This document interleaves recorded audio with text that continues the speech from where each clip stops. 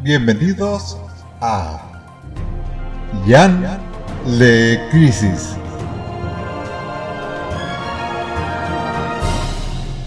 Un podcast sobre crisis en tierras infinitas. Bienvenidos a un episodio especial de Jan Le Crisis, el podcast donde recorrimos crisis en tierras infinitas. Mi nombre es Gus Casals, el que lee la crisis fue... Ian Gutiérrez, que leyó. Leyó la crisis, pero vamos a contarles como backstage acá al público que nos escucha que nosotros no estábamos leyendo la crisis solos, sino que habíamos armado un grupito de WhatsApp con gente amiga que la estaba leyendo casi a la par. Donde, bueno, salían comentarios y memes y cosas, y nos pareció que estaba bueno hacer un epílogo invitándoles a que se sumen. En realidad todo esto arrancó, con el grupo de WhatsApp. Sí, después hay alguien de acuerdo a hacer la crisis. Y hay alguien que empezó la crisis antes que vos. ¿Quién fue? Porque empecemos a presentarlo al que empezó a la crisis primero. Bueno, como la producción es tan impresionante en este podcast, desde Alemania presentamos al señor Agustín Ávila. Hola, Agus. Yo arranqué antes, no me acordaba. Vos arrancaste y leíste de todo junto. Ah, bueno, es verdad, lo terminé antes, sí, pero pensaba que habíamos arrancado todos al mismo tiempo. No. En realidad vos estabas como sacado, porque en el grupo teníamos como pacto no spoilearnos, y vos estabas como 4 episodios arriba de todo el mundo y seguías leyendo, y terminaste, seguiste con Swamp Thing y fue... No dejaste en banda. Sí, me costó mucho, no tanto con el final, sino con el episodio de no me acuerdo qué número era, el de los villanos que dicen, bueno, vamos a romper las pelotas. Ahí me costó mucho no spoilear nada. El 9, pero bueno, Agus, y ustedes ya entonces están escuchando otras voces y risas de fondo, ¿por qué no procedemos a presentar a la mesa? Bueno, otro invitado internacional. No sé. Desde Recoleta, el señor Patricio Oliver. Buenas, ¿cómo andan? Decinos algo. ¿Tengo que decir algo más? No, bueno, ¿vieron cuando Gustavo cuenta que Jan lo despertaba a la noche muriéndose de ganas de contarle cosas? Bueno, a mí me pasaba una versión similar con Agus indignado por momentos leyendo Crisis. Y el número 9 fue un número muy polémico, justamente. Ya vamos a hablar de eso. Además, desde Alemania. Desde Alemania. Aparte, yo me levantaba a la mañana y lo tenía indignado Agustín. Dios mío. Bueno, también está con nosotros Luciano Vecchio. Hola, ¿qué tal? ¿Cómo andan? Aprendió que tiene que decir algo, ¿viste? Hola, Luciano, te amo. Luciano Vecchio, otro que era como el que proveía también los memes, ¿no? Era uno de los proveedores de memes. Tenemos con nosotros también a Jules Mamone Feimutancia. Hola, Jules. Hola, ¿cómo andan? Yo soy la nueva. Bueno, la que lo leyó junto con Agus y con vos somos los 3 que leímos por primera vez Crisis. Sacados.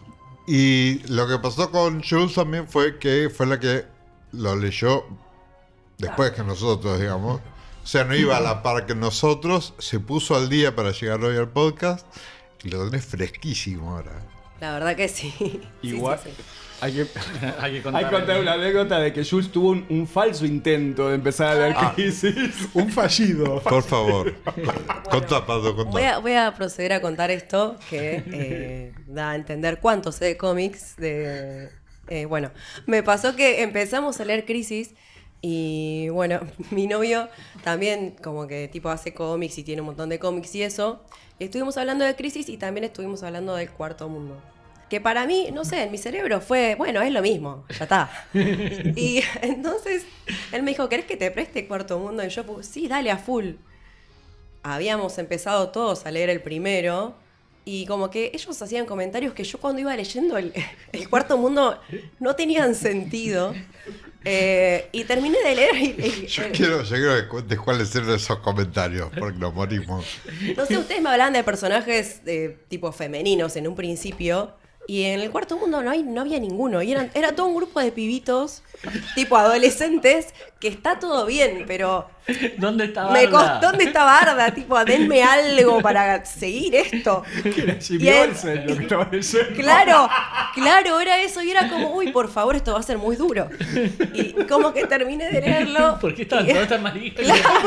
Cuando vos mandaste eso, yo me indigné y te pasé todo un listado Claro. de todas las personas. Todos estos personajes femeninos aparecen. Y yo era como, pero no los vi, ¿qué pasó? Y bueno, nada, en un momento creo que se lo subí a Instagram incluso, y ahí fue como, che, eso no es Crisis, ¿eh? Y yo dije, ay, la puta madre, menos mal, o sea, dije menos mal porque no iba a poder continuar. Igual lo quiero leer, después de haber leído Crisis, digo, bueno, me voy a meter ahí también, pero fue un inicio muy frustrante. La verdad que fueron un par de semanas que no toqué Crisis directamente porque dije, soy una pelotuda. Porque pasa a mí o sea, hay muchos de los que están escuchando que son del palo y que nos siguen bancando y que está buenísimo, entienden quién es Jules Mamone.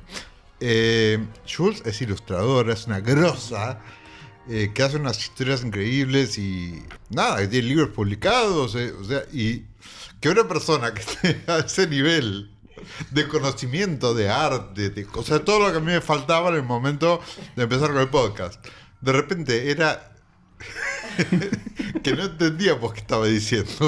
Algo raro había. Bueno. Bueno, basado en esto que dijiste, yo no sé si vos tenías planeada alguna estructura en particular para esta charla. Ninguna. Bueno, no. Yo en realidad quería hablar de la película de Flash. Bueno, no, pero a ver, Que tiene tenemos mucho de crisis, por cierto. tres ¿Cómo? que tienen mucho de Ah, crisis. no, sí, tenemos bueno. 3 primeras impresiones y después tenemos 3 impresiones después de lectura después de un montón. Justo antes de apretar grabar, Jules nos estaba contando sus primeras impresiones. ¿Qué te parece si hacemos así A ver. un paneo por esto? Contanos lo tuyo. Bueno, en un principio me gustó mucho, después de que me di cuenta que el cual no era el cuarto mundo. No, me gustó mucho, me sorprendió mucho también, como que tiene muchos puntos en común con cosas que me gustan y eso me sorprendió mucho porque no me esperaba eso. Y me parece muy brillante el guión. Más allá de que, bueno, obviamente me enamoré de George Pérez, como que yo, bueno, sí, más o menos, alguien me había comentado quién era. Sabía que dibujaba bien. Y con esto fue como que, nada, tipo, lo amo. Y posta que la manera de resolver, como medio el quilombo que estaba pasando en ese momento en DC, la manera de resolverlo me parece muy, muy, muy increíble y siento que aprendí mucho también de ahí. Y creo que eso es lo que más me sorprende, como primero haberme enganchado y haber aprendido. Agus.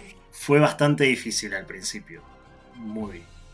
Porque era bastante diferente de las otras cosas que había leído y en un principio pensé que quizás era lo más semejante a lo que es el cómic clásico. Creo que en cuanto a algunas cuestiones de acción y cómo va la historia, supongo que sí. Pero también me sorprendía mucho la densidad de texto y de contenido de cada número. No sé si después quieren hablar de eso más en particular, pero eso lo sentí como una barrera al principio. Me costaron mucho los primeros números y recién a la mitad pude encontrarle un mejor ritmo. Augusto, hago una consulta. Esto no sé si lo hablamos, pero vos habías leído antes la saga de Dark Phoenix de X-Men, que es de el 80 y pico. Es anterior. Él tiene ganas Ok. de hablar de X-Men. No. Lo traigo porque yo sé, a ver, yo.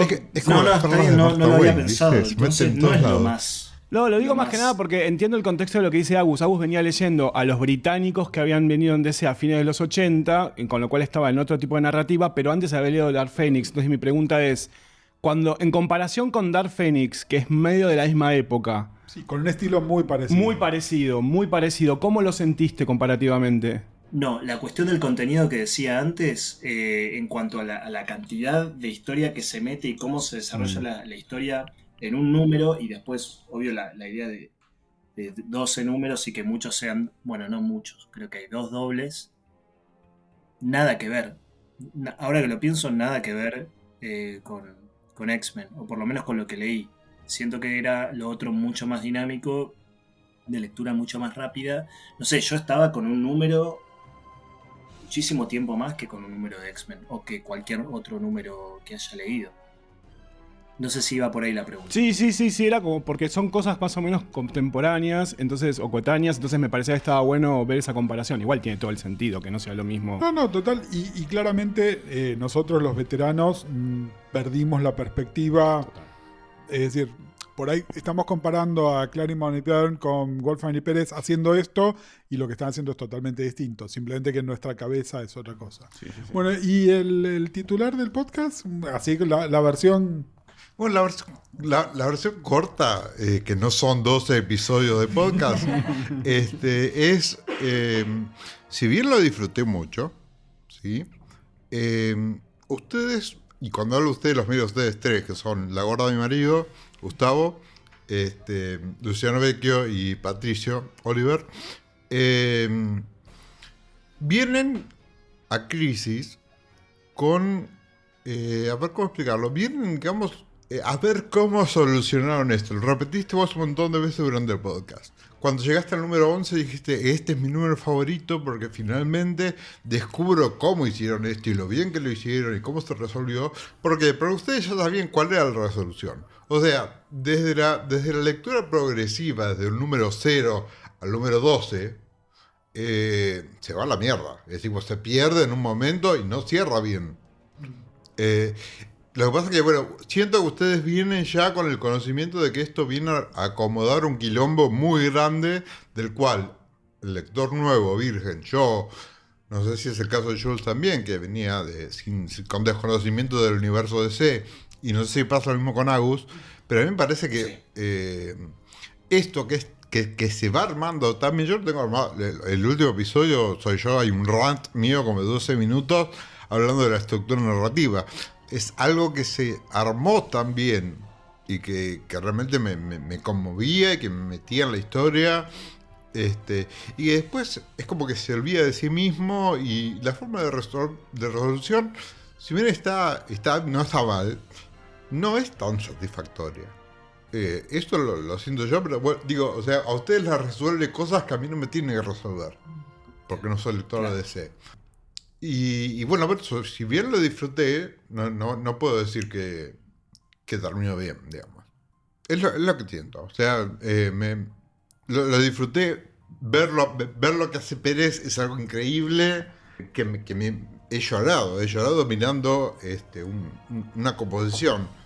Y Al llora con Crisis. Ya llora con Crisis. Creo que hay un título de uno de los episodios de Ya llora con Crisis. No, por ejemplo, lo que decía Jules, ¿cómo resuelve esto los universos? No sé si lo dijiste al micrófono o antes. ¿Cómo resuelve esto de que visualmente los universos estén colapsando? Cuando se abre lo del Mar Rojo, que es una locura a nivel color, a nivel... pero sin embargo... O sea, estoy contento de haber experimentado a Pérez, pero yo no sé si estoy tan contento con la resolución de Crisis. Me quedo con, qué bueno que leí Crisis. Bueno, igual pongamos un alfiler en eso porque después tenemos un anuncio. Sí. Quiero hacerles una pregunta random, perdón, capaz corto la estructura, pero ustedes que saben más, pensar este guión de Crisis y como estos issues y este libro, ¿es una movida puramente como comercial para decir, che, esto se fue a la mierda, vamos a ver cómo lo acomodamos? ¿O hay una cuestión de creación, como es arte o es negocio, o las dos cosas? Porque me quedé, no sé, me sorprendí mucho y como que me quedé pensando como, bueno, estos fueron los editores que dijeron, bueno, a ver cómo solucionamos esto, y de pronto salió esto que es increíble. ¿O fue como, che, tengo esta propuesta para que pase esto y salió esto? Yo no sé, ahora los chicos vamos a ver. Para mí es las dos cosas. Sobre todo porque además, justamente los editores y los creadores en este momento eran la misma gente, ¿no? Son Mark Wolfman y Len Wein. Len Wein después medio como que se baja del proyecto, pero lo piensan juntos. Ellos... escribían y editaban y son ellos los que le hacen la propuesta de DC y lo hacen desde un punto de vista creativo. Es tipo, che, es muy complicado comprender esto para los nuevos lectores y nos parece que se podría solucionar de esta manera. Después, por supuesto, va a salir para el 50 aniversario de DC, va a tener el artista más taquillero, vamos a aprovechar la serie para promocionar un montón de otras cosas. Y creo que en esa intervención editorial se responde un poco lo que dice Ian también, que es que ellos empezaron con un plot que era A, B, C, y de repente fue A, B, C, D, F, G, bla, bla, bla, y un final que ahí es donde se mete la parte comercial. Pero yo creo que la intención original era en un medio comercial, pero era una intención artística, que después se fue. Sobre todo porque además, y acá es donde está lo interesante, Crisis abre la puerta a un montón de eventos posteriores que son mucho más cínicos. Donde sí, el único objetivo es hacer plata. En cambio, en este evento era, tenemos que resolver un problema y además hacemos plata.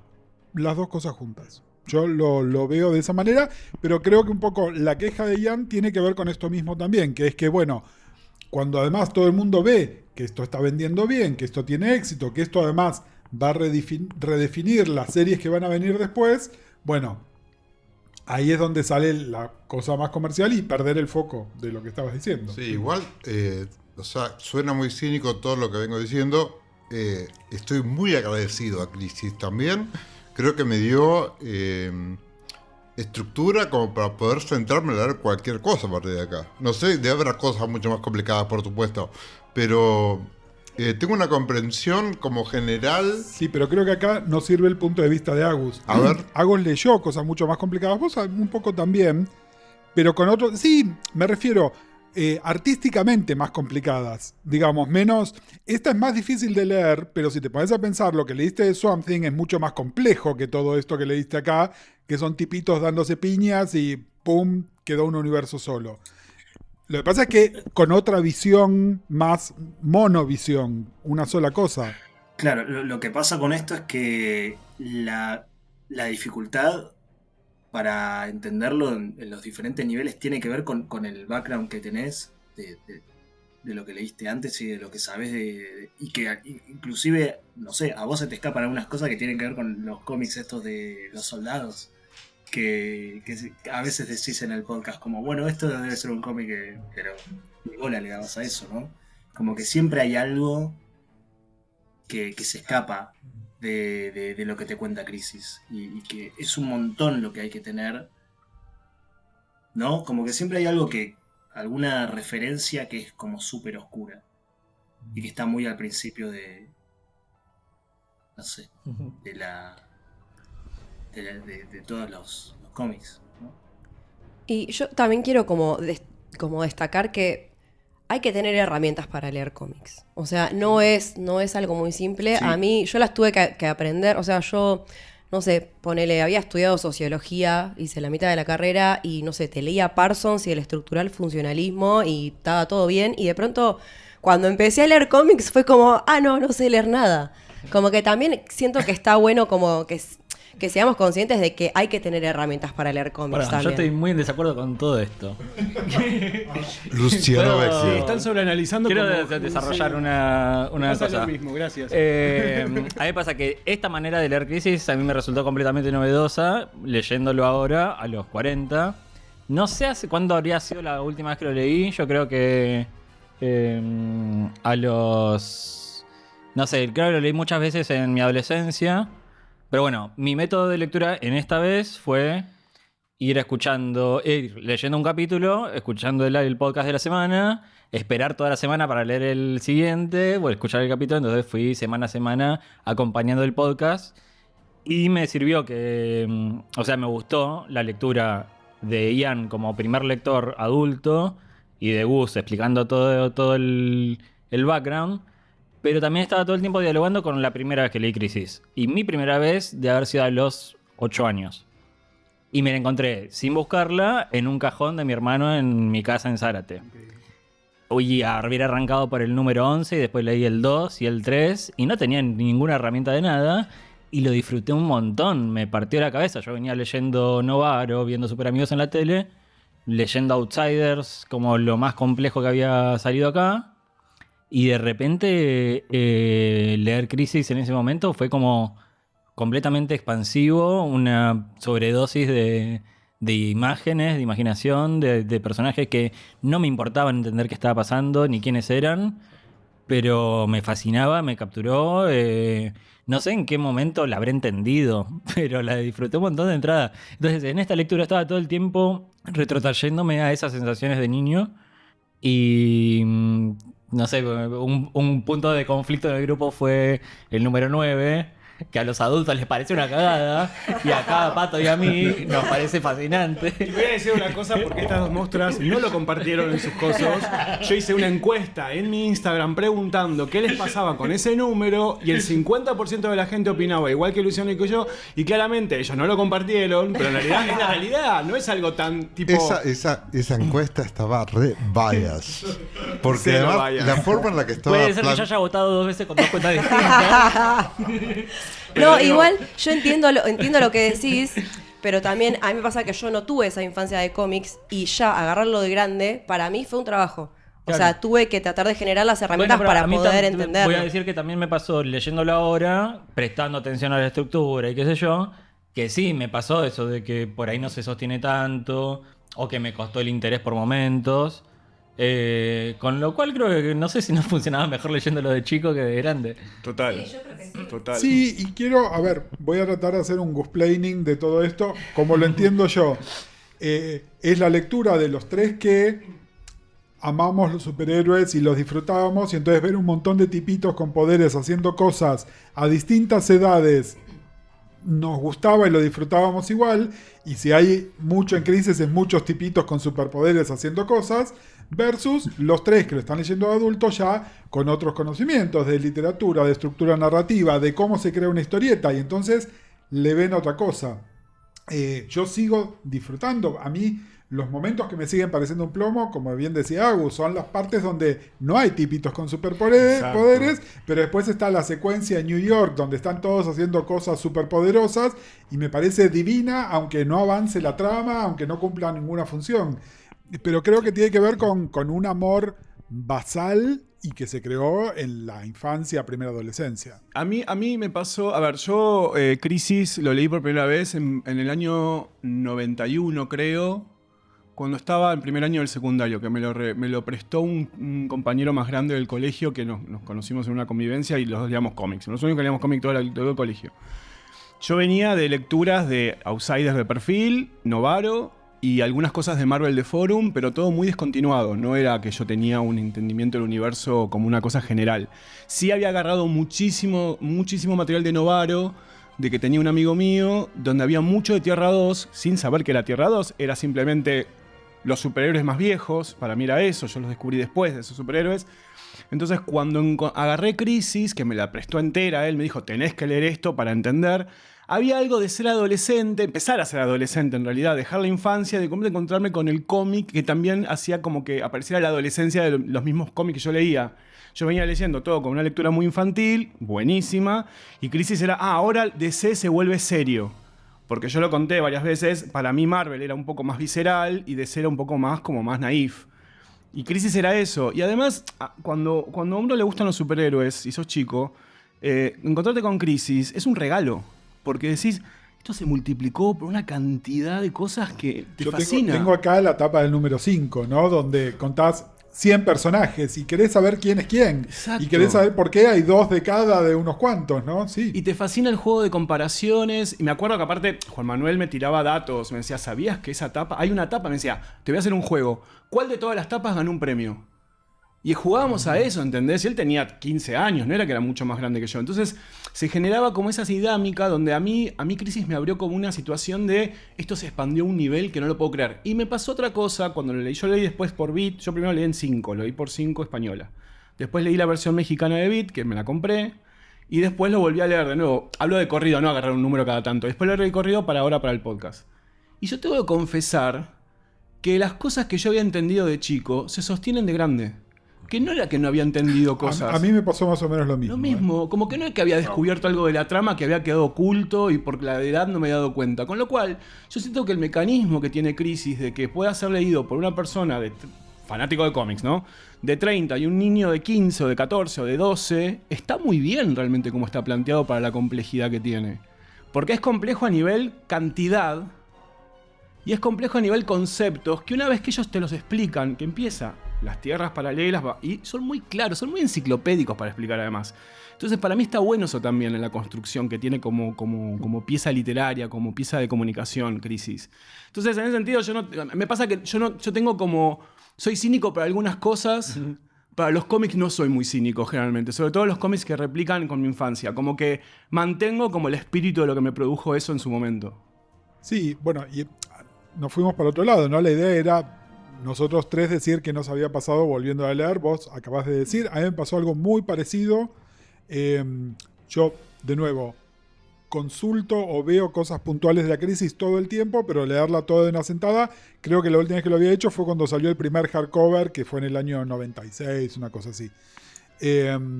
Y nada, mis sensaciones siguen siendo las mismas. Yo no la leí tan chico, yo la leí por primera vez a los 18 años, ponele. Pero sí, sigo con la misma idea. Las cosas que me gustaban me siguen gustando, las cosas que no me gustaban siguen sin gustarme. Igual es súper disfrutable. Hay un momento en los números 2 y 3 donde me pierde. Hay un momento en el número 9 donde me enojo. Y el número 11 sigue siendo mi número favorito. Te sumo una variable, Gus, que me parece es importante. Leerla a esta edad es más complejo porque tenés menos tiempo. Y a mí me pasaba un poco eso, que yo sentía que no tenía... A ver, tenía tiempo para leer otras historietas y para laburar y para hacer otras cosas. Entonces, a mí me pasaba que cuando llegaba el día del podcast me daba cuenta que todavía no lo había leído, lo abría y lo iba leyendo a la par mientras te escuchaba. Ajá. Porque no tenía tanto tiempo para ponerme a leer Crisis de nuevo en los ratos, porque toma tiempo leer esto, ¿no es que toma tiempo, sí, tiene una complejidad, tiene una densidad de texto también que es importante, en donde a veces yo siempre me quejé, bueno, yo hablo como si no me conocieran y si llegaron hasta acá, escucharon 130 horas de Ian hablando de Crisis, pero... Hay momentos donde hay muchas palabras al pedo, es verdad, pero cuando las palabras no están al pedo, son muy importantes todas. Bueno. Hay un peso narrativo en todo que está buenísimo. Por eso es que me enoja tanto cuando después se va a la mierda, porque digo, lo está haciendo tan bien. Yo en general, a mí me gusta leer en voz alta. Entonces, tipo, la actuaba. Y muchas veces decía como, me encantaría estar leyendo esto con Ian. Tipo, me encantaría estar, tipo, actuando ahí, tipo, porque el drama que hay en un par de segmentos era como, tipo, no. Che, quiero de spin-off. Sí, por favor. Audiolibro. El radioteatro. Y actúa Crisis. Sí, por favor. Comedia musical. Y además Jules hace de Lady Quark. Enojadísima. Lady Quark by Jules Mamona. Agus. Justo lo agarré tomando. Agus, y con respecto a lo que contaban los chicos del niño, el niño, no es el niño mágico, sino el niño interior, que a saber si es mágico o no el de estos dos, pero bueno. ¿Qué sentiste cuando, o sea, te llamó esta cosa de decir, esto es juguetón, es como para leerlo de chico, es como, ¿qué sentiste? Es muy loco porque para mí los superhéroes es algo que llegaron con Pato. O sea, no hay nada de mi infancia que me remita a superhéroes. Porque de vuelta, todo el género del anime, para mí jamás podríamos, esto puede ser un debate, pero no sé, no podríamos hablar de que Goku es un superhéroe. Es otra lógica completamente diferente, ¿no? Para mí que sí, entonces, ¿cómo? Para mí también. Para mí que Goku es un superhéroe. De hecho, hubo momentos en los que me acordé cuando estaba mirando Dragon Ball Z, cuando estaba leyendo Crisis, que era como, güey, ya llegaba la maldita acción, tipo, por favor, resolveme esto. Llegá al planeta Namekusein y pelea con Freezer, boludo, dale. Es un poco fila. Entonces eso, no hay nada que yo pueda leer de superhéroes que conecte con esa parte de mi infancia y es muy loco. Entonces me cuesta mucho y sí, no sé, o sea, está completamente en contra de lo que decían recién Luciano y está pasando el tren. Y Pato, porque en ningún momento pensé, quizás si ahora lo vuelvo a pensar desde esa lógica, bueno, esto le gustaría a un chico de, no sé, de 8 años, podría decir que sí, pero en ningún momento fue un pensamiento que me haya surgido. No sé, a vos sí, claramente. Es una lástima. Nosotros tenemos una cámara donde lo vemos a Agus, pero Agus no nos ve las caras a todos. no sabés lo que son las caras de Pato en este momento. Va a haber una llamada privada después. Sí. Te amo, Rana, pero vamos a tener que hablar. Bueno, pero a ver, vayamos a lo que nos gustó, digamos, en general. ¿Hay algo, puede ser una secuencia, un personaje, un número completo, algo que les gustó un montón, que les parece como súper memorable? A ver, todos están asintiendo. A ver, Agus, empezá vos.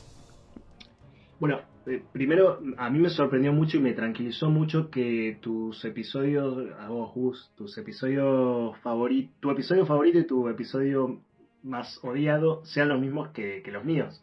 O sea, que, ok, odio el número 9, amo el 11, algo tiene... lo estoy leyendo bien.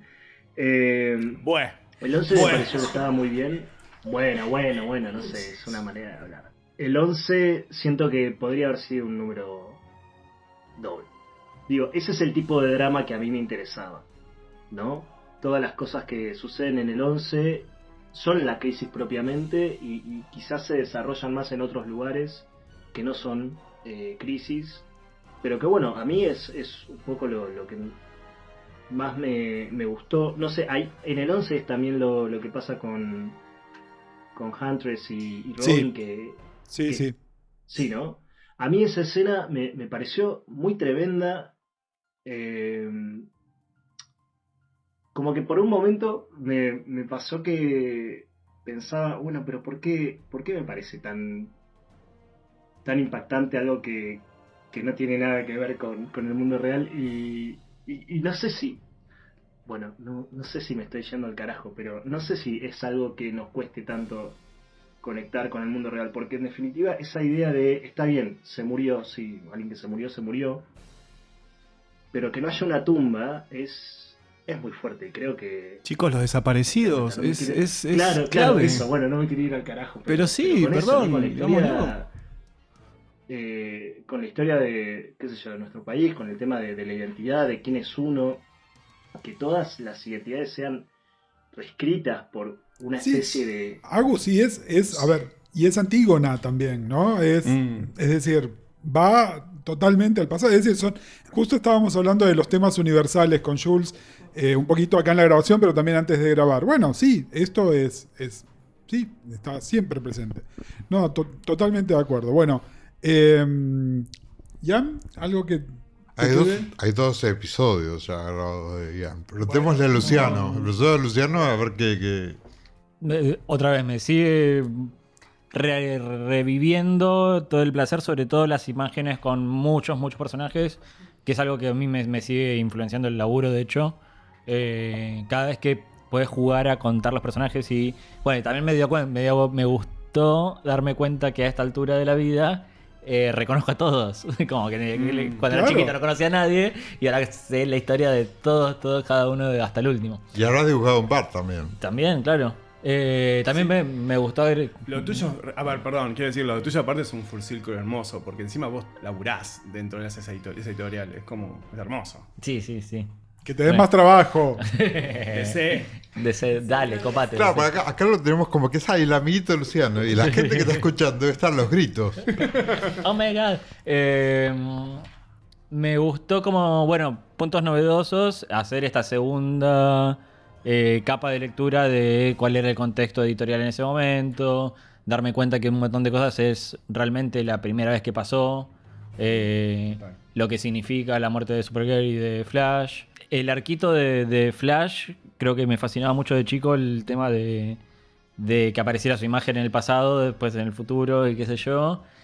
Y sobre todo el final con Wally tomando el legado, que creo, si no me equivoco, es el primer personaje de legado que toma un nombre y un manto. Sí, sí, porque los de Tierra 1 a Tierra 2 no era así de explícito que la continuación. Es decir, Barry está leyendo una historieta de Jay, pero no es lo mismo que, tomo tu capa. No, igual creo que Yolanda es la primera. Bueno, pasó en un par de caminos. Pero bueno, no es lo mismo. Who cares? Lo puedo decir una vez más. Y el Dr. Light también. Y Dr. Light, que bueno, who cares.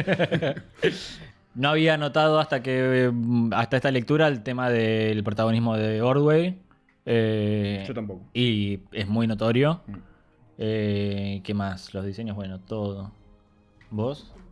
A mí me pasan dos cosas. Por un lado, tengo como... ¿Vieron cuando uno recuerda algo que es re poco significativo, pero es lo que te queda como muy... A mí me queda mucho Kimo tirando esa especie de cosa en el agua. A mí me reimpactó esa imagen de ese monstruo verde matando todo lo que estaba en el agua. Como que hay muchas escenas trágicas que son muy intensas. La gente corriendo, siendo devorada por la antimateria, pegando gritos. A mí me quedó pero grabado en la mente ver eso. Y hablamos de una lectura de un chico de 8 años viendo una cosa que nunca trágica y espantosa. Que nunca lo había visto en ningún cómic hasta ese momento. Es muy impactante. La sensación de que los personajes morían. Para mí, Flash no era un personaje muriendo. Era Flash. Era Flash. Y Supergirl era Supergirl. Me estaban matando a Supergirl. O sea, claro. Supergirl yo la había visto. Yo había ido al cine a ver la película de ella. Y por más que había sido una porquería la película, yo de chiquito no tenía esa lectura crítica. Me encantaba Supergirl, me encantaba Flash. Y era mi Flash. O sea... Entonces, a mí me pasa algo con la lectura de ahora, que tomé mucho más conciencia de lo solitario que es el proceso de Flash en Crisis. Y es re triste. Sí. Es re triste. Re triste. Sí, y que el lamento por su muerte pasa, es como un postcréditos, claro. Crédito total. Casi, sí. Y después yo tenía como un desorden donde números que yo sentía que pasaban antes, pasaban después, como por ejemplo la parte de las muertes finales de Cole. A ver, yo tengo Agustín lo sabe, esto lo hablamos el otro día, yo tengo una obsesión con personajes femeninos que aparecieron 2 veces y me encantan. Y que mueren en 1 o 2 números. Mueren en unos, me pasa con Tommy de los Morlocks, tengo como ese tipo de... Y generalmente son personajes que son parecidos cromáticamente también. Ajá. Y son medio trolos todos esos personajes, me di cuenta también visualmente. Hay una cosa de eso. Y cuando muere Paloma, cuando muere Dove, yo me puse mal porque no lo conocía, pero yo sentía que ese personaje tenía más afinidad conmigo que Hawk, por ejemplo. Y Cole me pasaba lo mismo. Y son personajes re secundarios en ese contexto, pero yo sentía que me quedaron marcados esos. Y además los diseños de Pérez, ¿no? Hay una cosa en los diseños de Pérez donde a mí Paria me encanta. Y yo voy a contar algo que es muy bizarro. En Dreams, cuando nos juntábamos en Dreams, a veces nos quedamos fuera de hora, en un lugar de historieta. Hace 30 años. 30 años. Nos quedamos fuera del horario de atención y jugamos, yo por primera vez jugué un juego de rol que era el de DC Universe. Y tuvieron que armarme la ficha de Paria porque yo quería jugar con Paria.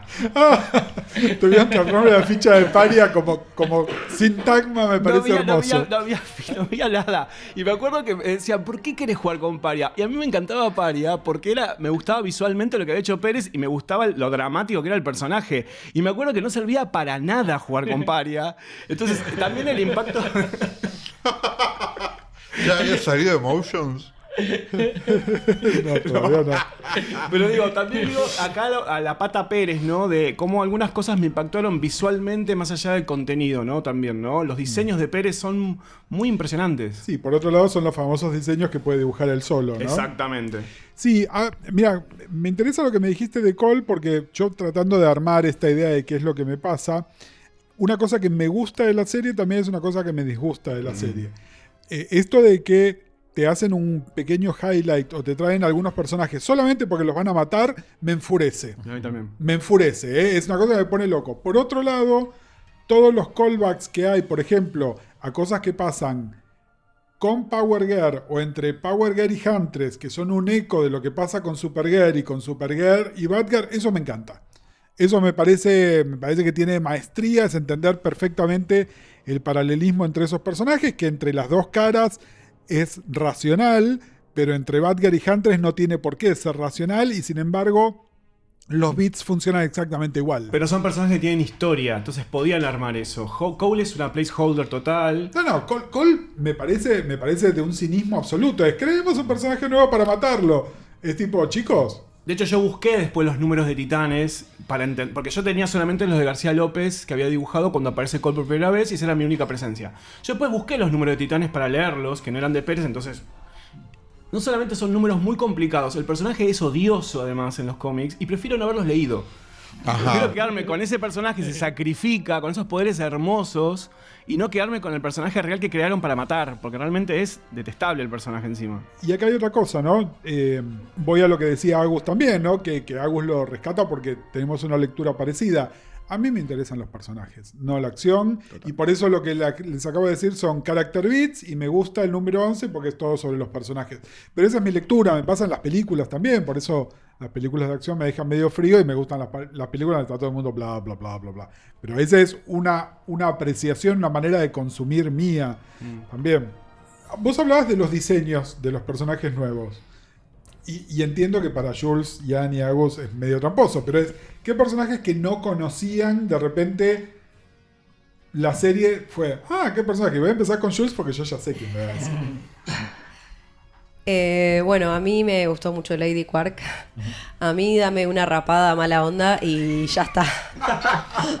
Ya ganaste mi corazón. Que es básicamente la descripción. Claro, o sea, yo imagino que en Juju la ficha dice pelada mala onda. Claro, a mí dame una pelada mala onda y yo ya me enamoré. No, sí, creo que ese fue como mi personaje preferido. Y como una de las cosas que capaz me gustó de la historia, que es algo que se ve en muchas otras historias, que es esa de como del científico codicioso que quiere saber de más. Como que también siento que es un poco eso, como cuando querés saber de más, investigás de más, como que hay un límite para el conocimiento. Como, bueno, podés conocer hasta acá, bueno, más que esto es el no. Génesis, ¿no? ¿Cómo? Ese es el Génesis. Claro. Sí. O la tradición del Génesis, ¿no? Sí. Sí, a mí me Además gustaría. estamos medio al principio de Agus leyó la Biblia y nosotros no. la historia y, Claro. y está como la cuestión de Dios en todo eso, ¿no? ¿Pero estás hablando Claro. estás hablando de Adán y Eva? Sí, creo que sí, de como la creación del mundo. Sí, Claro, sí.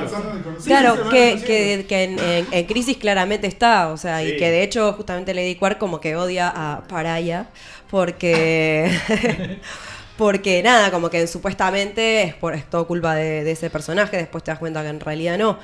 Pero nada, como que eso me parece muy atractivo y lo que me gustó también es cuando de pronto los personajes se dan cuenta que no son nadie en el planeta en el que están. Que no existieron sus padres, que tipo que no como que están ahí y en realidad no están porque no tienen historia. Y como que eso nada, me gustó. Sí, yo tengo dos momentos, tres en realidad, los que reaccioné físicamente. Uno, creo que lo hice casi en vivo en el último episodio, que es la muerte de Diana. A mí me mató. Me indignó, o sea, porque sí me enteré al micrófono que era la Diana original, no que era la vieja. Bueno, esto a mí me sacó. Y después, para destacar, el cuadro de Summoning también me reaccionó físicamente, o sea, me emocionó, me conmovió ver como esto ya lo hablamos en el episodio 1, eso, 2 o 1. Vi como resumida lo que siempre hablas vos de Understanding Comics. Sí. Creo que vi como resumido hasta dónde se puede llegar y los límites que no existen casi de cómo se puede contar una historia desde la gráfica y desde lo que es el cómic. A mí eso me mató, me tomó por sorpresa porque no me la veía venir, que iba a reaccionar así tampoco. Y después, bueno, la muerte de Kara y todo lo que esto implica, pero porque yo ya venía con el background de haber visto, digamos, el duelo desde el lado de Brainiac y toda esa historia, es como que ya la tenía presente, pero no desde este lado, y me mató verlo.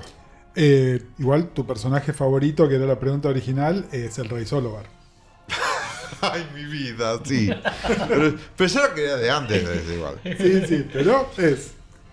Chicos, personajes, cosas... Estéticamente Harbinger me fascinó de entrada, de chico, y lo sostengo, me parece hermosa, me encantaría dibujarla todo el tiempo. Y después no responde del todo, porque creo que acá lo habré visto por primera vez a Warlord, pero después lo vi de vuelta en la historia del universo de DC y me hice trollo a los 9 años. Yo siempre sostengo que Mike Grell nos hizo trolos. No tengo duda. Y después está esa escena fantástica cuando introducen el traje nuevo de Firehawk. Por favor, no, es increíble esa parte, por Dios. Es muy troll ese parte. O sea, todo bien. Es re una marica que está en una cuestión de tensa y dice, chicas, me cambié de look. Claro. Tipo, no, amigo. ¡Reveal! ¡Oh, reveal! Hola, chicas. ¿Qué? ¿Hay un problema? ¿Pasó algo? Sí, diosa, se está acabando el mundo. Bueno, pintó. Como... Bueno, hay muchos personajes que se bajan las uñas, ¿eh? Sí, Que bueno. De repente desaparecen y aparecen tipo, ay, acá. Yo quiero traer... Bueno, no, me estoy yendo de tema. Vamos sigamos con el personaje. y el antimonitor, primer diseño. Que creo que el segundo diseño es porque era muy difícil dibujar el primero. Sí, total. Pero me parece hermoso el primero. Hemos discutido mucho si son dientes o son. Si es una boca abierta o si es una boca cerrada que de piedra. Si son barbas. también. Claro, Tipo, barbas de ballena era lo que yo veía. ¿Qué piensan del rapado de Monitor? Como el... ¿El pelo? pelito, ¿Corte del viejo? como el corte que tiene. Sí, ¿Qué opinan de eso? para mí es muy de Warrior, de sociedad distópica. Es decir, tiene una cosa medio Mad Max, ¿no? Estamos hablando de estas cosas que es como un mohawk, pero que a su vez tiene Pero las como cosas de que- los costados. Como que son como cositas muy finitas, no sé. Muy nerviosa, Dios. Sí, que también podría estar racializado. Y de hecho, cuando hicieron la Sí, adaptación lo racializaron. en las series del Y en Final DCU, Crisis también. está hecho, sí, es una persona negra. Sí, para mí también es un arrastre de referencias sci-fi de los 70 que tiene Pérez. Pérez sigue dibujando sigue teniendo referencias muy setentosas Re. cuando To- está haciendo Crisis. Todo el mundo es medio disco. Todo el mundo es medio disco. Alexander Luthor es un personaje sacado de los 70, full, es una... Total. Total. O sea, Total. creo que a mí me encanta eso. A ver, uno de los trajes más icónicos de Pérez es el disco Nightwing, digamos. A mí me encanta la referencia, pero siento que siempre está corrido un poquito a nivel estilístico. Lo que pasa es que nos gusta, pero Claro. eso sí. Puede funcionar. También me gustaba mucho Blue Beetle. La primera vez que lo vi fue acá. Sí, qué Y, lindo. Otro tipo de traje para mí era otra cosa. Yo no sé, me pasó algo. Bueno, yo Blue Beetle creo que es el único personaje, aparte de los personajes nuevos, que efectivamente no tenía idea quién era. Claro. No decía, los otros, aunque sea de oído, más o menos sabía quién era. Blue Beetle es el que digo, ¿y este quién es? ¿No? Nada, inmediatamente después leo un número de Justice League International y me cierro todo, pero acá me imagino leerlo en el año 85, ¿no? Es tipo... Yo tenía, no sé si lo habíamos hablado en el grupo sobre el traje de segundo de Monitor. Yo tenía una teoría que es que como a Pérez le piden cambiar a Brainiac y ese diseño de Brainiac se usa después para los muñequitos de Superpowers. Y él cobra por eso. Y él cobra por eso. Yo tengo la sensación que esa modificación, que tiene que ver con la época, esa modificación de Monitor para mí era para pensarlo para que fuera más fácil hacer un muñeco si había que hacer un muñeco a posteriori, porque las formas son más simples. Sí. Y si pensamos la lógica que Crisis sale, si bien se planificó mucho tiempo antes, yo ya lo sé, sale casi al año siguiente que sale Guerras Secretas de Marvel, que es la contrapartida de la otra editorial y fue pensada para vender muñecos, esa saga, y ahí justifico el número 9, les tengo que decir. O sea, lo hacen para eso, pero en vez de hacerte 12 números, te hacen uno. Yo creo que en algunos diseños nuevos, sobre todo los que podían ser comerciales, como el villano principal, simplificarlo era una opción, me parece. A mí no me gusta la simplificación que hicieron, pero lo veo re muñeco. Es re la forma, la cabeza. Bueno, de hecho salió ahora, el otro día me etiquetaron porque en Twitter están todos prendidos fuego con el Capitán Escroto. Salió un muñequito esta semana, va a salir, justamente del Capitán Escroto, o sea, más escrotal que Ese nunca. Ese diseño es muñequito, así que Sí, de hecho se hizo realidad. Sí, para mí va por ahí. Y a mí a nivel diseño de personajes, bueno, un poco lo dije lo de Paria, a mí me gustó mucho esas capas, ese dramatismo. capa, La sí, capa, es por una favor. dramática, es de teatro total, la mostra. Y en general, a ver, la verdad que me pasó que muchos personajes yo no los conocía y cuando los vi me voló la cabeza a ver los diseños con los que estaban hechos, o sea, a mí Kimo yo no lo conocía. Y me parecía rarísimo ese personaje. Yo sé que a nadie le importa Kimo. Es un villano de los Metal Men. O sea, pero a mí visualmente me parecía una bomba. Bueno, realmente. los Metal Men también fue la primera vez que los vi. Metal creo. Men, hermosos. O sea. Nosotros igual además, viste que oficializamos que Kimo es Kimio en realidad, ¿no? Sí, sí, sí. Porque, digamos, más allá de que la raíz de la palabra, qué sé yo, a la quimio en inglés le dicen la quimo. Así que, Kimo. Sí. literally. A vos, Agus, ¿qué personaje te gustaba? Diseño. El momento en que apareció de adulto Alexander Luthor fue como increíble. Y ese es el diseño que más me gusta. O sea, El Golden Boy. Es medio Es caballero. muy caballero. Es re caballero, sí. Mira, no lo había pensado. No lo había pensado. no podía. Cada vez que aparecía me causaba un interés. muy grande. Se llama fetichismo. Es como yo con Darkseid. Le llegaba a crecer la barba en la serie y te morías. No, pero no tenía que ver con eso. No, y después, bueno, ¿Qué más? Bueno, otra cosa que le agradezco a la Crisis es la cantidad de novios que conocí. Porque guapo. Pero hay uno que Bueno, compartimos. es lo que dice Lu. Sí. Un personaje que a mí me flasheó mucho cuando lo vi, que no lo conocía, era Orion. ¿Orion eso? Pero Orion casi no aparece acá. El principio, el brujo. No, Arión. Arión, el brujo Orión de Arión, Atlantis. sí. Yo no lo conocía y, bueno, otra vez, trajes imposibles. Esos trajes tan Sí. complejos, o sea. Sí, y encima el efecto mágico es medio imposible Hermoso, también, ¿no? el efecto mágico es hermoso. Sí, sí, sí. Sí. ¿Qué pasa con los demonios sombra que cambian de diseño todo el tiempo? Eso me molesta. Bueno, es que yo creo que ahí el problema es esto, y lo hablamos también, ¿no? El crossover con la Great Darkness Saga, ¿no? Donde se supone que son como la siluetita de Darkseid. Acá se supone que son la siluetita de el antimonitor diseño 1. No, pues ni siquiera. Es más, cuando aparece en el primer número son la silueta del monitor positivo. Sí. Con las cejas y todo. Sí, que yo, es más, yo en un momento dije, tuve la duda de quién los mandaba, ¿te acordás? Sí, porque no se revela hasta el 4. Claro. Sí. Y después al final directamente son una silueta de persona, sin capa, sin nada. Parece en Obsidian, parece en Sí. la versión Shadow de Obsidian. Sí. Sí, total. Como para redondear un poco, quiero, a ver, ya en el podcast nos hemos explayado bastante sobre esto. Muchas de las resoluciones del conflicto real de la serie son un Deus Ex Machina terrible, ¿no? Concretamente el Spectre, y al final hay una ayudita de Darkseid importante. El botón. ¿Cómo se sienten ustedes con respecto a estas cosas? Pato está haciendo pulgares para arriba, eso en el podcast no se escucha. Ahora no me gustó tanto lo de Darkseid, me hubiera gustado que esté físicamente ahí, por en todo caso. Tenés Ubuntu, tenés maneras de llegar hasta ahí. Como lo que me molestó era el dispositivo de tengo acceso a los ojos de Alexander Luthor. El periscopio. ¿Desde cuándo? ¿Qué? ¿What? Claro. Porque, bueno, eso. Pareció necesario y me hubiera gustado que esté Darkseid físicamente peleando con el antimonitor. Y me lo cuestioné lo de los ojos. ¡Como dale, vamos! Pero además no es como que aprieta un botón para. Aprieta el botón, es literal lo que dice Ian, ¿entendés? Es tipo la botonera de control. What the fuck? No, porque además, primero opera como si fuera un periscopio. O sea, ve a través de los ojos del chabón Y después aprieta un botón y de los ojos sale el poder que destruye y que soluciona todo. O sea, esto es una cagada, chicos. Hola. Pero bueno, claro, otra vez, son cosas que de chico no me cuestionaba y que me gustaba esto de que la batalla final es como un jefe final de videojuego que vuelve y que vuelve y que vuelve y que lo matan 3 veces, creo. Claro.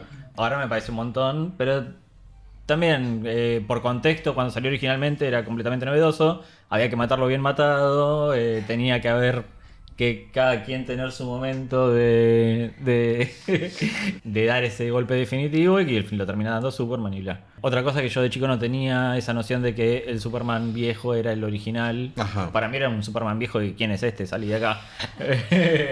Entonces no lo... Igual yo creo que esa relectura la hago mucho tiempo después también y tiene mucho que ver con lecturas posteriores y con, por ejemplo, lo que hace Mark Waid en The Kingdom, que es una serie detestable, pero que de alguna manera es el que restablece este personaje. Es tipo, no es un Superman, es el Superman. Claro, a mí me pasaba que yo ese Superman, para mí el de la serie es blanco y negro. Yo decía, este Claro, es el Superman Josh ese y el dibujito animado viejo. Para mí era ese Superman. Ah. Entonces hacía esa conexión de que era un Superman de otra época. Yo eso lo había casado un poco. Bueno, después algo que a mí, yo medio que me arrepentí cuando escuché el episodio terminado en el aire. Yo no, quedó como muy cínico el final de ese Superman cuando lo conté, hablando de la muerte bella, qué sé yo. Pero a mí me conmovió mucho lo de Luis. En su momento cuando le dije... Lo de Luis. Luis. Bueno, lo de Carlos. Luis y Karen. Lo de Carlos. A mí me conmovió mucho. O sea, estaba leyendo con la bronca que tenía porque encima venía de la muerte de Diana y quería tirar toda la mierda. En serio. Y... Porque mi planteo era, si tenés huevos, matar a Superman, no mates a Diana. Pero nosotros dábamos... A ver, a mí me pasó cuando yo leí eso, y de chiquito también cuando lo leí, y lo pregunté, me acuerdo que lo pregunté a mi amigo, fue como, ¿no están yendo al cielo, de alguna manera? Sí. No se murieron simbólicamente, pero para no serlo tan trágico, es una forma de darles como una especie de... Es un paso a la Un inmortalidad. paso de inmortalidad. Sí, Preguntale a Jeff total. Jones qué opina. Bueno, por eso no le quiero preguntar nada, pero... Bueno, a mí me pasa al revés con lo de Darkseid. A mí me encanta esta cosa de que Darkseid está sentadito, esperando a que todos hagan bolsa porque se está preparando para Legends. Como que siento que me hace sentido después con Legends la postura de Pero un montón de cosas de sentido, con un montón de cosas que me cuentan que existen, como por ejemplo el duelo por Flash. Hay un montón de cosas que tienen resolución en el universo DC, pero que no se resuelven ni se asoman a resolver o no tienen el peso de una resolución necesaria en los 12 números que son los que tuve que leer yo. O sea, y son los que yo critico y de los cuales yo hablo. O sea, hay un montón de cosas que después... vos me hablaste de Gustavo, lo mío Gustavo. Vos me hablaste de cómo el personaje de Barry está todo el tiempo con el fantasma de Wally y cómo esto Al revés, Wally con el fantasma de Barry, pero sí. Ok. Y cómo esto está presente todo el tiempo durante años de publicaciones. Y bueno, qué bueno que estuvo, pero yo de eso no leí nada. Y acá no me mostró nada. Y acá apareció el traje y lo lloraron en 2 viñetas y ya está. Sí, igual, spoiler, ¿no?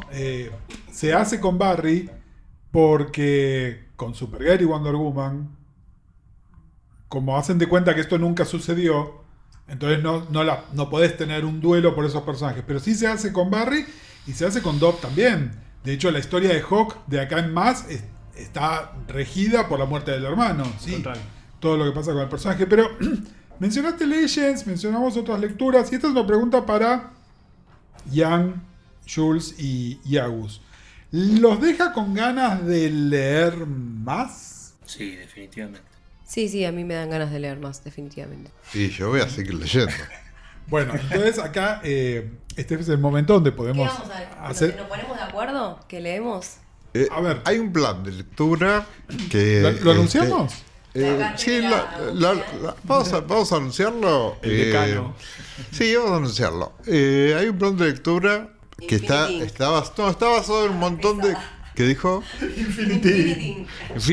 ¿Por qué querés leer Infinity No Inc? sé, que tiene los personajes re lindos.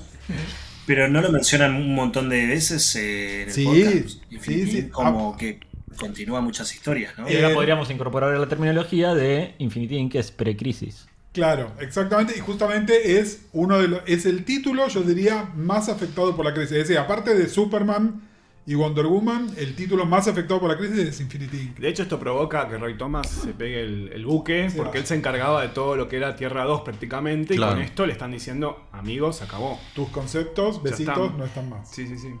Pero bueno, Ay, me miró con una cara. no, bueno, es para ver si Bueno, decís vamos a vos, leer digo, X-Men entonces. Vamos a leer. En realidad, esto va a seguir en No Somos X-Men, el podcast de Patricia Oliver, en el cual no pienso leer nada esta vez.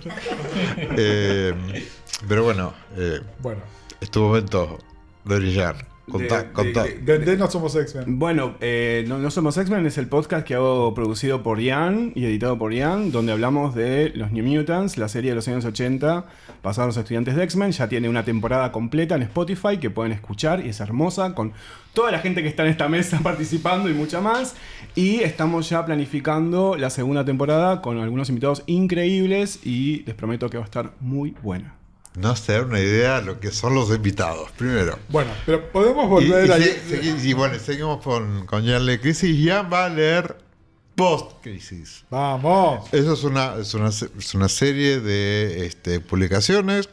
No las voy a leer completas. No, ¿Sí? A ver, vamos a hacer una curaduría de qué es lo que tendría que Ian leer post-crisis, porque todo el mundo nos dice que Ian lea Legends. Porque es el crossover que sigue. Ian va a leer Legends, pero primero va a leer otras 3 cosas que son como contemporáneas o previas. Sí, Es decir, Ian va a leer Man of Steel. Wow. Ian va a leer Batman Year One. Y Ian va a leer los primeros 7 números de la Wonder Woman de Pérez. Cada uno de estos le vamos a hacer un solo episodio. No va a ser lectura episodio por episodio. Va a ser un episodio de Man of Steel. Van a venir todos los hinchapelotas Todos, de Alfred todos. Presenta. Todos. ¿Va a Porque, ser un ridón? ¿Va no, a ser pero un- escúchame, Gustavo hablando de Batman. No va a ser número por número, sino que va a ser uno todo de Man of Steel, uno todo de Year One, uno todo de Wonder Woman. Después Ian va a leer Legends. También va a ser un episodio con los 6 numeritos de Legends. Porque es un montón, chicos. en Y serio. después va a ser Ian lee Justice League International. También qué lindo. los primeros 7 números. En realidad creo que tienen que ser los primeros 8, porque justamente el 8 es donde se pone buena. Ian lee Flash, que va a ser hiper Ian lee polémica. Flashpoint. Ian lee Ian, Flashpoint. Preparate para eso, mamita querida. Y según el hartazgo que tenga, Ian lee Suicide Squad. Que encima los primeros números. Es re áspero. Áspero. Bueno, pero seguro, Pero, hasta Flash, seguro. Después vemos. O sea, Jan queda ciego, se llama esto. Jan queda ciego, Jan se divorcia. Agus, en la biblioteca está todo, Te aviso para cuando vengas. No, creo que lo que sí, los episodios no creo que sean semanales porque hay un montón más de lectura, pero en este mismo canal van a poder Sí, encontrarlos. necesitamos que las personas que están escuchando se suscriban, así les sale la campanita cuando sacamos un episodio nuevo, porque vamos a perder la periodicidad, digamos, pero va a haber especiales y creo que la gente se va a enganchar. Yo Vamos tengo a tener muchas tarea. ganas. ¿Cómo? Vamos a tener tarea los Van a tener los tarea, oyentes. claro. Bueno, si quieren ir haciendo como una prelectura, ya saben por dónde ir. Entiendo que la serie de Wonder Woman tiene mucho sentido porque es como que se rebotea muy claramente. Ahora, la de Year One es la de Miller, ¿no? Year One es Miller, sí. Es Batman de Miller. Es Batman el origen de Batman recontado por Miller. Porque se rebotea también. No, justamente eso es lo que se llama un soft reboot. Claro. Es decir, se cambian algunos detalles, pero en sí es todo lo que pasó con Batman, pasó con Batman. Agus es el mismo equipo creativo de lo que vos leíste de Daredevil de Born Again. Ok, bien. Está muy Pero bien. también, ¿pero quién lo dibuja? Mazzucchelli. Mazzucchelli, El el mismo. que- Ah, Mazzucchelli también. Uf, Pero bueno, mucho mejor. sí, Te diría que quiero leer. mucho más afinado todavía. sí. Muchas perlas cayendo. No, yo creo que lo que decís de Wonder Woman tiene sentido porque hay la continuidad de Pérez también. Es, bueno, ver también por qué a Wonder Woman la matan de la manera que la matan, por qué Pérez después hace algo, que también está súper implícito y no lo hablamos. Hay un episodio perdido que nunca se va a hacer, que sería Ian lee la historia del universo DC, que no va a suceder porque la historia del universo DC es un plomo, pero se hace mucho hincapié. Ay, chicos, lo estoy leyendo, me parece insoportable. Disculpen. Vamos a tomar este podcast porque no podemos creer lo que acabamos de escuchar. Chicos, es increíble este Es lo universo más DC. hermoso. No me Hermoso. interesa como el texto, pero Es solo hermoso. visualmente es como. Bueno, son los dibujitos visualmente hermosos. es lindo, pero es un montón. Es un libro álbum de la historia del universo DC. Es como. Es que el mejor regalo que le pueden hacer a un chico ese libro. Buah. Sí, sí, lo Ay, está Dios, al margen- no le regalen eso a nadie. Bueno, al margen de eso, se hace mucho hincapié en esto de la primera mujer, el primer femicidio y el alma de esa mujer y qué pasa, y qué sé yo. Bueno, todo eso son cosas que pone Pérez, no Wolfman, que pone Pérez para su serie de Wonder Woman. Bien. Claro. Entonces hay una continuidad de decir, yo seguiría con Wonder Woman. Más allá de que Year One me parece brillante y lo tendría que leer todo el mundo. Creo que la lectura lógica que sigue es Wonder Woman. A vos también, Agus, me habías dicho que te había copado mucho Blue Beetle y todos esos personajes. Yo te dije que ahí podías entrar por Justice League. Sí, Es- también lo había pensado. Es muy la lectura, bueno, Agus, si te prendés en la lectura, es muy las lecturas que vamos a hacer acá. Y después la idea es que fuera del podcast, si a alguien le interesa, pueda seguir leyendo Wonder Woman o se meta más en las series de Superman o siga con Justice League International o lo que sea. Yo creo que va a ser el caso mío ese. O sea, voy a seguir leyendo sin hacer podcast. Pero me Como parece hace el que- resto de la gente. como hacen las personas normales, claro, con la gente normal. Pero no, me voy a reenganchar. Yo creo que con Pérez en Wonder Woman me voy a enganchar muchísimo. Más que con Batman, ¿no? Que creo que lo de Batman es algo como muy bueno. Sí. Hoy tuvimos un almuerzo con un amigo que también me dijo te vas a morir. Así que... Sí, yo lo que creo es que, y ahí sí se empieza a notar más la diferencia de estilos narrativos, ¿no?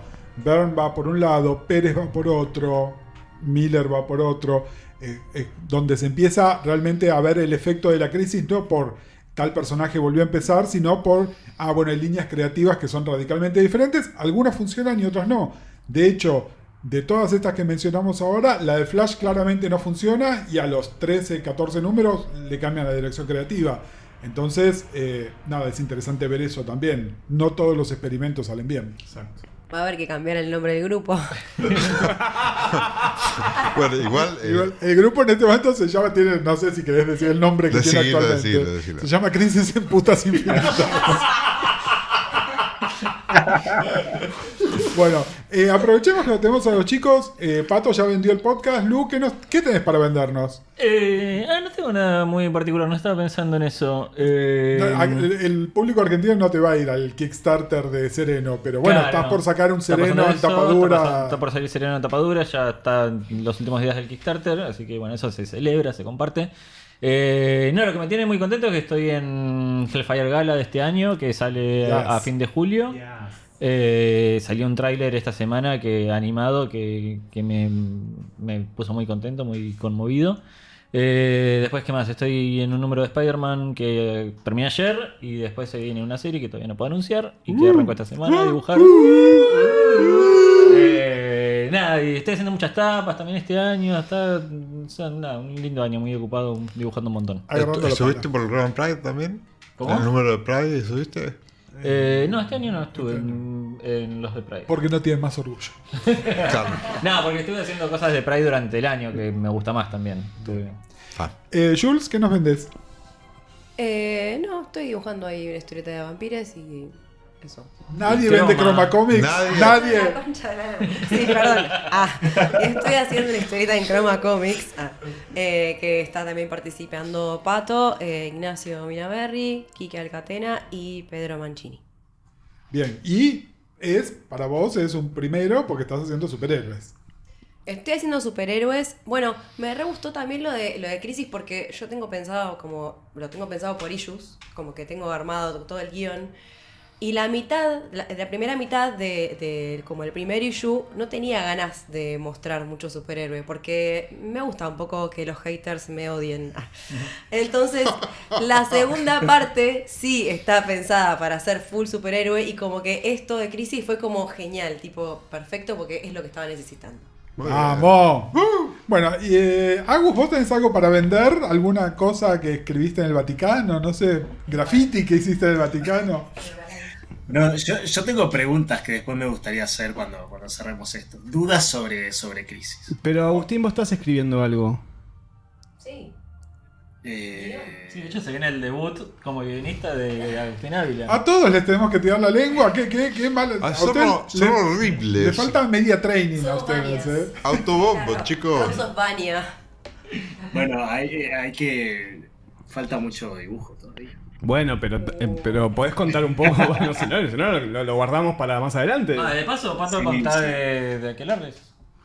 Bueno, claro, sí. Eso. Yo estoy sacando un libro nuevo con Barro probablemente esté para la Crack Bam Boom, que se llama Aquelarres. Y está saliendo en un mes, creo, en Webcomic Mutante, otras historias de Aquelarres, los mismos personajes, pero otra historia. Y lo que Agus nos está contando es que él está escribiendo unos guiones que yo estoy empezando a dibujar con también esos personajes de Aquelarres. Y bueno, con Jules estoy en croma con los potenciales. Bueno, muchísimas gracias a Ian y a mí. Nos siguen por acá y nos siguen en las redes como siempre. Ian es @ ¿Y en Veneno en todas las redes sociales? Yo soy @GusCasals. Nuestro contenido lo pueden encontrar muchísimo en YouTube. Y de hecho, si están escuchando esto el día que sale, mañana viernes vamos a estar haciendo un vivo en YouTube para festejar los 3 años del canal. Es un montón. Así que bueno, esto fue Pasemos por favor los arrobas de los chicos. eso. @Femimutancia. patriciooliver.arg, porque yo mismo me soné la cuenta. Luciano Vecchio en Twitter y Luciano Vecchio Art en Instagram. Bueno, gracias por sumarse a esta idea. Esperemos que se sumen a Ian Lee Post-Crisis. Y bueno, nada, nosotros dejamos la grabación y seguimos hablando de Crisis. Porque sí, total, porque esto sigue. Porque somos las putas igual, infinitas. Antes que las putas infinitas se despidan, agradecerle mucho porque si bien Ian Lee Crisis va a seguir leyendo cosas, porque Ian va a seguir leyendo, este es el epílogo de Crisis y yo creo que no le quiero soltar la mano a toda esta gente que nos viene apoyando y que leyó Crisis junto con nosotros y que nos mandan mensajes y que escriben, nos mandan memes. Maraya apareció en todos lados. Maraya es nuestro éxito. Sí, Maraya, segunda la pitufa, pero Maraya sin lugar a dudas. Así que muchas gracias por esto. Pueden seguir el contenido en el hashtag IanLeeCrisis, IANLEE Crisis. Y bueno, nos vemos la próxima. O nos escuchamos mejor. Ian Lee Crisis.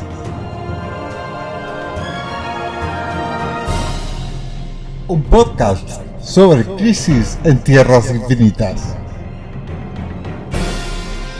Esta es una idea original de quienes hablan Ian Gutiérrez y Gustavo Casals. El episodio está editado por mí, Ian Gutiérrez, y los esperamos la semana que viene. Un abrazo para todos.